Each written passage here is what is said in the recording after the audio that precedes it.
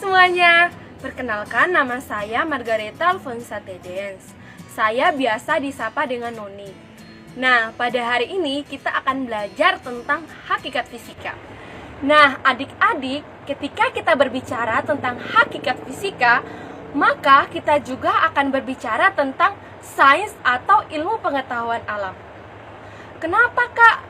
Karena fisika itu adalah salah satu dari cabang ilmu pengetahuan alam. Sains atau ilmu pengetahuan alam itu sendiri adalah ilmu yang mempelajari gejala alam melalui pengamatan, eksperimen, dan analisis. Karena fisika salah satu cabang dari ilmu pengetahuan alam, maka fisika adalah ilmu pengetahuan alam yang mempelajari dan membahas mengenai zat dan energi, di mana energi itu adalah energi panas, energi cahaya, dan energi bunyi. Ketika kita belajar tentang fisika, maka kita akan sering bertemu dengan pengamatan, eksperimen, dan analisis. Nah, hakikat fisika ini adalah fisika sebagai proses, fisika sebagai produk, dan fisika sebagai sikap. Yang pertama, fisika sebagai proses. Nah, adik-adik, di dalam fisika, ketika kita ingin menghasilkan suatu produk, maka kita akan melewati langkah-langkah atau proses ilmiah. Nah, adapun proses ilmiah meliputi langkah-langkah pengamatan, perumusan masalah, penyusunan hipotesis melalui eksperimen, analisis data, dan yang terakhir yaitu penarikan kesimpulan. Selanjutnya, fisika sebagai produk ilmiah. Nah, produk yang dimaksud dalam fisika ini adalah kumpulan pengetahuan yang dapat berupa hukum, rumus, fakta, konsep, teori, prinsip, dan model. Selanjutnya, fisika sebagai sikap ilmiah. Nah, adik-adik, ketika adik-adik ingin melakukan pengamatan, analisis, dan eksperimen, tentu adik-adik membutuhkan sikap ilmiah yang baik, di mana meliputi rasa ingin tahu, percaya diri, teliti, objektif, terbuka, dan selalu menerima pendapat orang lain. Mengapa demikian? Karena di dalam fisika itu kita akan sering dibentuk dalam kelompok untuk melakukan pengamatan, eksperimen, dan analisis. Nah, ketika kita dalam kelompok, tentu kita harus mendengarkan pendapat dari orang lain, pendapat dari teman kelompok kita sendiri. Kita tidak boleh menolak pendapat orang lain dan kita hanya mau mendengar pendapat kita sendiri. Nah, itu bukan merupakan contoh sikap ilmiah yang baik. Lalu, ketika adik-adik ingin melakukan pengamatan, tentu harus ada rasa ingin tahu. Saya melakukan pengamatan ini karena saya ingin mengetahui apa yang akan terjadi ketika saya melakukan pengamatan ini. Begitu. Itu merupakan contoh dari sikap ilmiah. Dalam hakikat fisika ada juga yang dinamakan dengan ruang lingkup fisika. Nah, ruang lingkup fisika ini cukup banyak, sekitar 11-12. Tapi secara garis besar, ruang lingkup fisika itu diperkecil menjadi 4. Yaitu yang pertama, mekanika klasik, termodinamika, elektromagnetik, dan yang terakhir, mekanika kuantum. Yang pertama, mekanika klasik. Nah, mekanika klasik ini kebanyakan dia meninjau tentang gerak benda. Jadi, mekanika klasik ini kebanyakan mencari tahu atau membahas mengapa suatu benda bisa bergerak. Misalnya, ketika adik-adik di rumah mendorong meja, nah meja itu dia akan bergeser atau berpindah.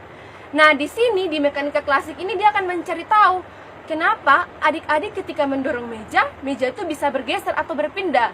Di dalam mekanika klasik itu dinamakan gaya. Benda dapat berpindah tempat karena diberikan suatu gaya dorong.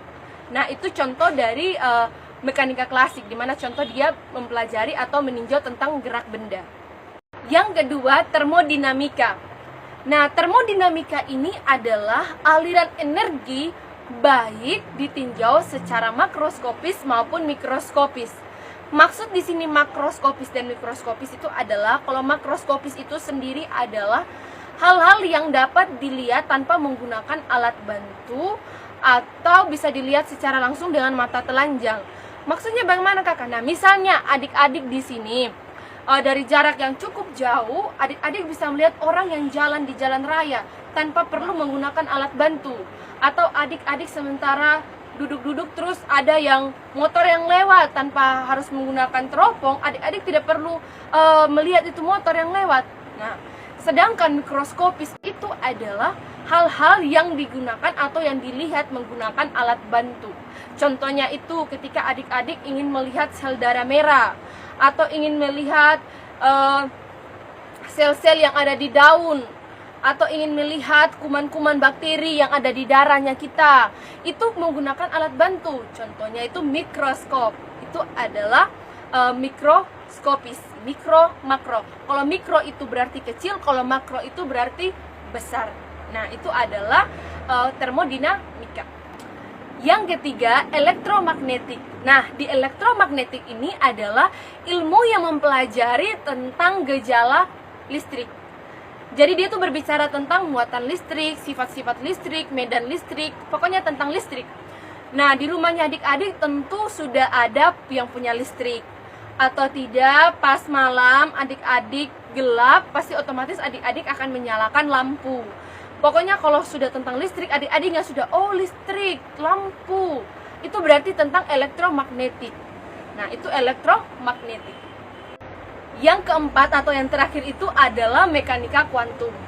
Di dalam mekanika kuantum ini pembahasannya cukup lebih kompleks daripada mekanika klasik. Kenapa? Karena mekanika kuantum ini digunakan untuk menggantikan mekanika klasik.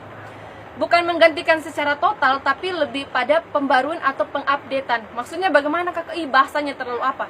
Nah, maksudnya begini. Misalnya adik-adik punya handphone, lalu di dalam handphone ada aplikasi. Nah, di dalam aplikasi itu adik-adik pasti diminta untuk mengupdate atau membarui aplikasi tersebut supaya ada fitur-fitur baru di aplikasi tersebut. Nah, sama juga di mekanika kuantum dan mekanika klasik. Mekanika klasik ini merupakan aplikasi yang lama, lalu diminta untuk diperbarui menjadi aplikasi mekanika kuantum. Nah, itu contohnya. Itu contoh dari maksud mekanika kuantum itu digunakan untuk menggantikan mekanika klasik. Keempat tadi itu merupakan ruang lingkup dari fisika. Nah, ruang lingkup dari fisika itu ternyata sangat berperan penting dalam kehidupan kita sehari-hari. Jadi dia membawa peran fisika dalam kehidupan kita sehari-hari. Secara garis besar itu ada 4. Yang pertama itu bidang kesehatan, bidang industri, bidang teknologi, dan transformasi. Nah, fisika, peranan fisika dalam bidang kesehatan, yaitu yang contohnya yaitu alat mengukur tekanan darah dengan tensimeter. Jadi kalau misalnya mama atau papa di rumah itu sementara marah-marah, terus kita suruh ke rumah sakit kepala, terus diukur tekanan darahnya menggunakan tensimeter. Terus selanjutnya itu sinar rongseng atau sinar X. Misalnya kalau kita jatuh dari motor terus kepala kita terbentur, itu pasti dokter sarankan kita untuk ini adik coba di rongseng atau coba menggunakan sinar X, kita lihat apakah di dalam ada yang bermasalah atau tidak di kepala gitu. Nah, itu merupakan contoh dari peranan fisika dalam bidang kesehatan. Kedua, peranan fisika dalam bidang industri. Nah, itu ada 2 contohnya. Itu yang pertama itu pengolahan garam. Jadi kalau adik-adik di rumah biar mama masak enak tanpa garam, itu pasti adik-adik, mama ini kurang rasa, dia merasa kayak kurang begitu ya, pasti adik-adik bilang begitu. Nah, itu pengolahan garam dalam bidang industri. Terus pengolahan minyak.